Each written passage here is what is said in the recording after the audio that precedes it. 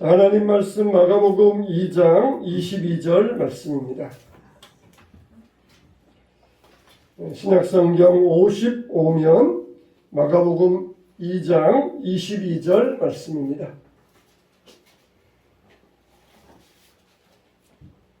자, 마가복음 2장 22절. 자, 찾으신 줄 알고 다 같이 시작. 새 포도주를 낡은 가죽 부대에 넣는 자가 없나니 만일 그렇게 하면 새 포도주가 부대를 터뜨려 포도주와 부대를 버리게 되리라. 오직 새 포도주는 새 부대에 넣느니라 하시니라. 아멘. 할렐루야. 오늘도 하나님의 은혜가 함께 하시길 주님의 이름으로 축원합니다. 예수님은 그렇게 논쟁하기를 좋아하지 않으셨어요. 근데 자꾸 사람들이 와서 바리새인들이 서기관들이 와가지고 자꾸 논쟁을 붙입니다. 그래서 예수님께서 서기관과 바리새인들과 논쟁을 하셨는데 마가복음 2장과 3장에 보면은 예수님께서 논쟁하신 5가지가 나와요. 첫째는 어떤 논쟁을 하셨느냐? 예수가 누구이기에 사람의 죄를 사하느냐? 예수님께서 소자야, 내 죄가 사함받았느니라. 그렇게 예수님께서 선언하셨잖아요. 도대체 하나님만 죄사함의 권세가 있는데 예수가 누구기에 죄를 사하느냐? 이걸 가지고 막 격렬하게 또 논쟁을 했어요. 예수님께서 뭐라고 대답하셨느냐? 예수님은 하나님의 아들로서 죄사함의 권세를 가지고 있다. 그렇게 말씀하셨어요. 사람들이 그러면은 증거를 내놔봐라. 그럴 때 예수님께서 뭐라고 하십니까? 병든 자에게 내 자리를 들고 일어나 걸어가라. 그러니까 이 사람이 이 중풍병자가 뻘떡 일어나서 자리를 자기가 눕혀왔던 이 침대, 이 침상, 이 들것 같은 것 이걸 들고 걸어나갔다는 것이에요. 그걸 보면서 정말 이게 예수님에게는 죄 사하는 권세가 있구나. 그걸 증거로 보여주셨던 거예요. 두 번째로는 뭘 논쟁하셨냐면은 왜 죄인들과 함께 식사하느냐 이걸 논쟁하셨어요. 사람은 다 급이 있고 격이 있고 끼리끼리 어울려야 되는데 봐라 저렇게 죄인들과 식사하는 거 보니까 예수도 죄인이구나. 그러면서 그렇게 예수님을 비난하고 논쟁했을 때 예수님은 뭐라고 하셨어요? 나는 의사고 이 사람들은 환자다. 의사가 건강한 자를 부르러 온 것이 아니고 건강한 자에게는 의사가 쓸데없고 병든 자에게라야 의사가 쓸데있느니라. 의사가 환자들과 함께 있다고 해서 의사가 환자란 이야기냐? 의사는 병을 고치기 위해서 온 것이고 이렇게 병든 자에게 의원이 필요하니라. 그렇게 대답하셨어요. 세 번째는 뭘 논쟁하셨냐면은 왜 금식하지 않습니까? 우리들 다 이렇게 금식하고 있는데 왜 당신은 금식하지 않습니까? 그러면서 예수님에게 논쟁할 때에 지금은 혼인잔치, 결혼잔치 시간이다. 결혼잔치 피로연에 왔는데 거기 와서 가만히 앉아가지고 밥을 안 먹고 있는 것은 이거는 신랑과 함께 있을 기간에는 이거는 해당되지 않는다. 결혼식 손님이 신랑과 함께 있을 때에는 금식할 필요가 없다. 그렇게 대답해 주셨어요. 또 네 번째는 어떤 질문을 하셨냐? 왜 제자들이 안식일에 이삭을 잘라 먹느냐? 그러면서 논쟁할 때에 인자는 안식일의 주인이다. 이렇게 말씀하셨어요.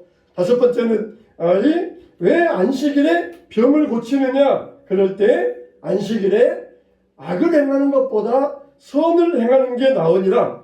그러면서 이렇게 예수님은 어떤 것을 논쟁해도 뛰어난 대답으로서 사람들로 하여금 더 이상 말을 못하게 입을 막아버리셨어요. 그래서 예수님께서 이렇게 서기관과 바리새인들과 논쟁하는데 서기관과 바리새인들이 논쟁한 목적은 뭐냐? 궁금해서 알고 싶어서 그런 게 아니라 꼬투리 잡아가지고 예수님을 해치기 위해서 그랬던 것이에요. 우리가 이 성경 공부할 때는 열심히 질문을 해야 돼요. 설교할 때는 여러분이 열심히 들어야 되고 성경 공부할 때는 열심히 질문을 해야 돼요. 그런데 궁금해서 알기 위해서 하는 질문이 아니라 꼬투리 잡아가지고 해치기 위해서 질문하는 목적, 이거는 얼마나 잘못된 이 방향입니까? 우리는 좋은 의문점을 가지고 질문을 할 수 있어야 돼요. 그래서 좋은 학생들은 항상 질문이 좋은 것처럼 우리는 좋은 질문을 해야 돼요. 그런데 예수님께서 이들에게 새 수름, 새 포도주는 새 부대에 넣어야 되느니라 그랬어요. 양을 잡으면은 양의 가죽을 잘 벗깁니다. 가죽이 상하지 아니어도 양의 가죽을 잘 벗겨요. 그래가지고 그 가죽을 아래를 묶어가지고 주둥이 쪽을 열어놓고 이거를 이 부대로 사용하는 거예요. 부대로 물을 담는다든지 포도주를 담는다든지 그런 부대로 사용해요. 근데 이 가죽도 오래 가다 보면은 딱딱해져요. 그래가지고 이게 터지는 경우가 있어요. 포도주를 담으면은 발효 현상이 막 일어나기 때문에 오래된 부대에다가 담으면은 이게 딱딱한 부대가 터져버리고 말아요. 그래서 새 포도주는 새 부대에 담아야 되느니라. 그러면서 예수님께서 너희들은 새 시대가 왔고 새로운 나라가 열렸는데 아직도 그렇게 낡은 가치관과 낡은 신앙심을 가지고 낡은 생각을 가지고 살아가고 있느냐. 이들에게 은근히 간접적으로 이들을 책망하신 거예요. 그러니까 예수님은 너희들이 그런 낡은 사고방식을 버리고 새 시대에 새 가치관을 가지고 새로운 시대를 향하여 새 믿음으로 나아가야 되는데 왜 아직도 그렇게 낡은 가치관의 틀에 묶여 있느냐. 이걸 너희들이 깨뜨려야만 너희들에게는 하나님의 은혜가 임하게 된다. 그렇게 분명히 말씀하셨어요. 그러면은 과연 우리에게는 꼰대와 같은 낡은 부대와 같은 낡은 사고방식이 없느냐. 그럼 우리가 한번 이 시간 한번 같이 한번 생각해 보면 좋겠어요. 도대체 예수님 시대에 서기관과 바리새인들이 낡은 사고방식을 가지고 이 꼰대와 같이 생활하고 있었을 때 우리에게는 그런 게 없느냐. 그들이 가졌던 이런 낡은 사고방식을 우리 살펴보면서 우리에게는 이런 것이 없는 걸 같이 한번 살펴봤으면 좋겠어요. 첫째는 뭐냐. 이들에게 있어서 낡은 사고방식, 우리에게 있는 낡은 가죽부대와 같은 낡은 사고방식은 뭐냐. 인간이 스스로의 힘으로 의로워질 수 있다. 이게 세상 사람들의 낡은 사고방식이에요. 우리는 항상 새로운 사고방식을 가지고 그래도 신앙생활 하신 분들은 절대 인간은 의로운 자는 없고 모든 사람이 죄를 범하였나니 사람은 스스로 자기 힘으로는 절대 의로워질 수 없다. 이걸 우리가 딱 이렇게 가치관을 딱 이렇게 정립해 있잖아요. 그런데 아직도 세상 사람들은 자기 힘으로 의로워질 수 있다. 그래서 성선설, 사람은 태어날 때부터 선한 자였다. 성선설, 이걸 믿으면서 선한 자를 이걸 그 안에 있는 것을 교육을 통해서 잘 끄집어내고 개발해주면은 사람은 얼마든지 선한 자로서 성인이 될 수 있다. 이게 바로 세상 사람들이 주장하는 바예요. 여러분, 과연 그렇습니까? 성경은 그렇지 않아요. 사람들이 어머니의 뱃속에서부터 죄 가운데 태어났다. 그냥 만물보다 거짓된 것은 사람의 마음이다. 사람은 의인은 없고 아무도 없다. 그러면서 모든 인간은 태어날 때부터 죄인으로 태어났다고 이야기하고 있어요. 그리고 의로워지는 방법도 자기 힘으로 스스로의 힘으로 의로워지는 것이 아니라 하나님의 의로만 우리가 의로워질 수 있다는 것입니다. 우리가 의를 볼 때에도 절대적인 의가 있고 상대적인 의가 있어요. 상대적인 의는 뭡니까? 다른 사람과 비교해 봤더니 나는 저 사람보다 더 낫다. 나는 저 사람보다 더 착하다. 그게 상대적인 의예요. 도둑놈들끼리 막 공동생활하면서 그냥 서로 자기들이 빼앗은 것 중에서 서로 먼저 가져가려고 할 때에 뭐라 그럽니까? 야! 이 양심도 없는 놈아! 그러면서 도둑놈들끼리 훔친 물건을 나눠 가지면서도 그걸 가지고 양심을 따져요. 그러니까 나는 그래도 너보다는 착하다는 거예요. 같은 도둑놈들이면서 물건을 좀 덜 가져가고 더 가져갔다고 자기는 남들보다 좀 착하다 그러면서 너는 양심도 없고 나쁜 놈이다 그러면서 이 비난하는 그런 이 집단들, 이런 도덕의 집단들이 있는데 이게 상대적인 의예요. 그러나 우리는 뭡니까? 절대적인 의를 가져야 해요. 절대적인 의. 이게 하나님이 우리에게 요구하시는 의인데 그것은 우리 힘으로는 도대체 그 의에 도달할 수가 없어요. 오직 하나님께서 그 의를 우리에게 주셔야만 우리가 그 의를 덧입을 수가 있는 것이에요. 그래서 예수 그리스도의 의를 우리가 덧입어 가지고 하나님 앞에 담대히 나아갈 수 있게 하여 주셨다는 것입니다. 근데 이 바리새인들은 스스로 자기 힘으로 의로워질 수 있다 그랬어요. 그래서 마치 환자가 있는데 환자가 의사를 찾아가야 돼요. 근데 이 환자가 아니야. 내가 내 힘으로 열심히 건강해져 가지고 내가 의사를 찾아가겠다. 그렇게 마음을 먹어요. 환자가 의사를 찾아가서 병을 고쳐야 되는데 그런 생각을 안 하고 병은 자기 스스로 고치고 내가 건강해져서 그리고 의사를 찾아가서 내가 의사에게 보이겠다. 이건 거꾸로 된 거잖아요.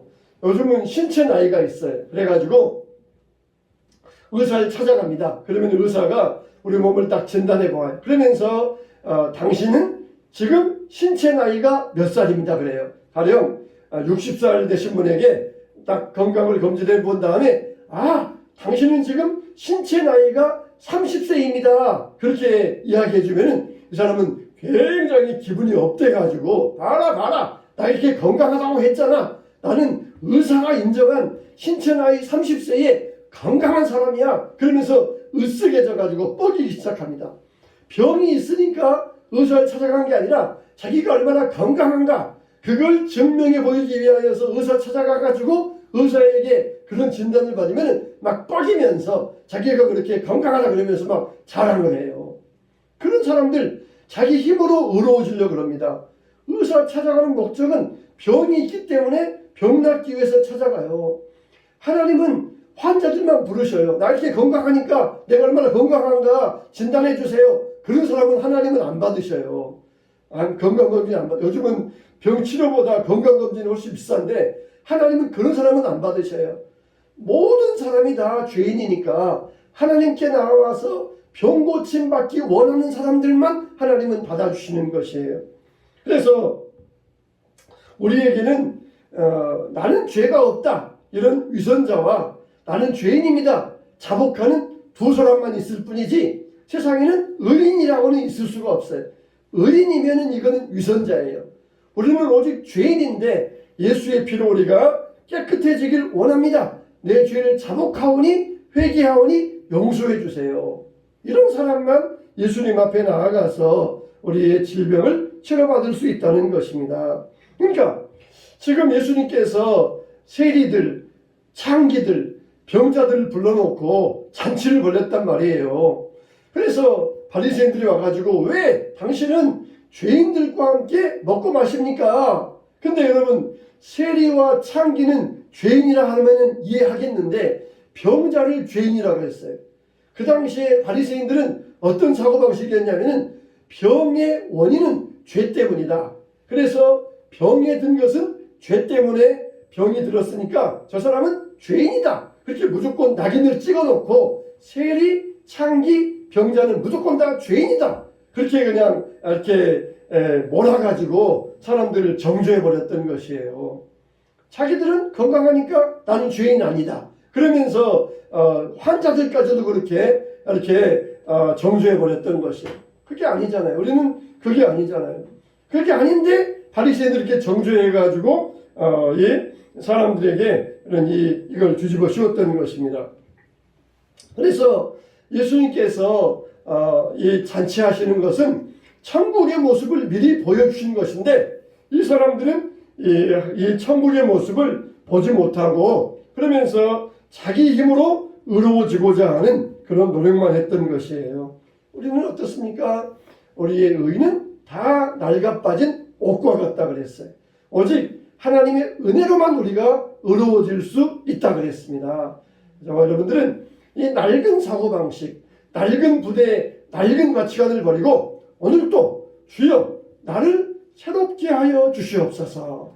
주님 안에 들어갈 때 내 영이 새로워지고 내 삶이 새로워지고 내 가치관과 내 생각과 내 지혜가 새롭게 하여 주시옵소서. 주 안에서 내가 오직 새롭게 되기를 원하나이다. 우리가 이런 믿음을 가지고 주님 앞에 나아가시기를 주님의 이름으로 축원합니다. 두 번째로 어떤 낡은 사고방식이 있습니까? 하나님을 섬기는 기쁨이 없고 그냥 칙칙하고 우울하고 이런 노예적인 종교생활만 하는 것, 이게 낡은 사고방식이에요. 예수님은 잔치하는 게 예수님의 모습이었어요. 사람들 모여가지고 먹고 마시고 그러면서 막 웃고 떠들고, 이게 예수님의 모습이었어요. 그런 모습 보고는 바리새인들은 예수님은 속되다 그러면서 타락했다 그러면서 예수님을 비난했지만, 예수님은 그걸 통하여서 뭘 보여주시기 위한 거예요? 이렇게 신앙생활은 즐거운 거야. 하나님 믿는 건 이렇게 기쁨이 있고 이렇게 신앙생활은 좋은 거야. 이렇게 좋은 게 신앙생활이야. 너희들처럼 이렇게 칙칙하고 항상 우울하고 항상 어둡고 이거는 그냥 종교생활이야. 종교생활. 종교의 형식에 매이는 종교생활이야.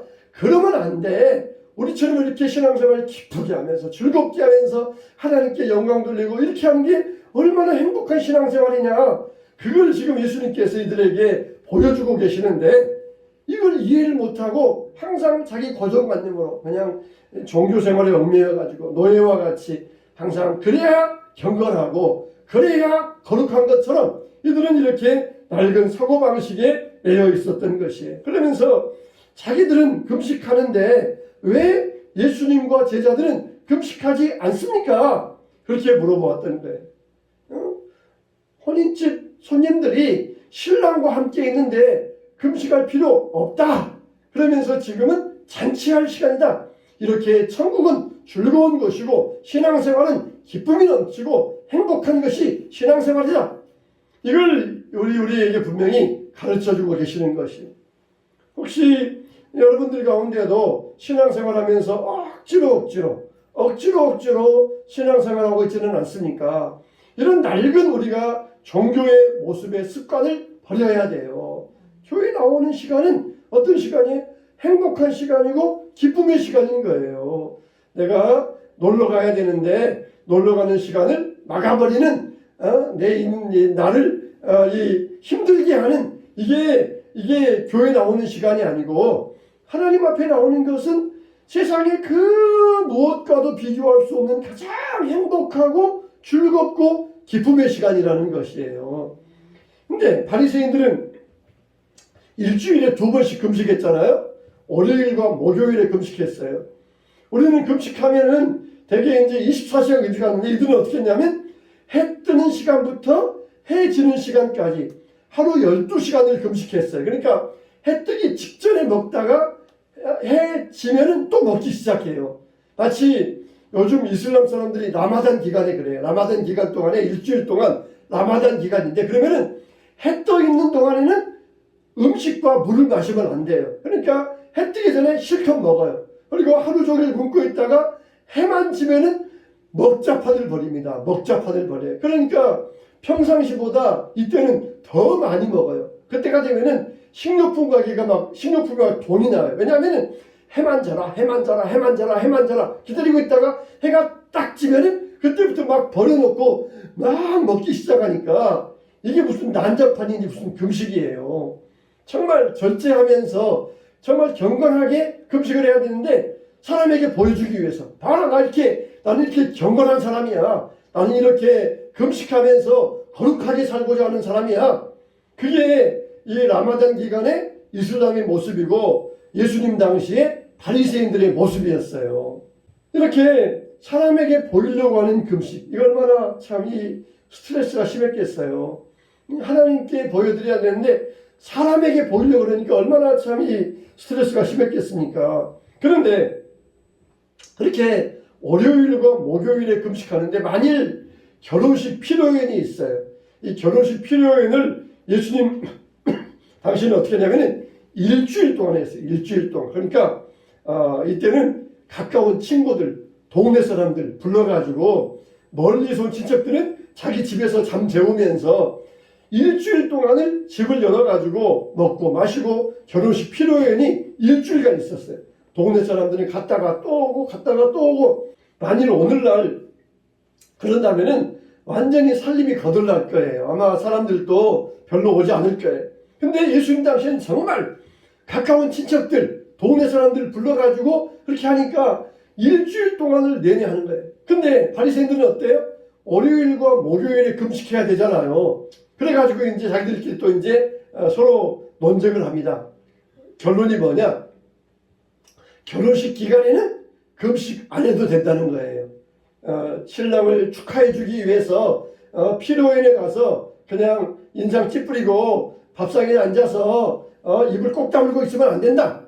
그때는 금식 안 해도 되니까 먹고 마시면서 신랑과 즐거워해도 된다. 그게 결론이에요.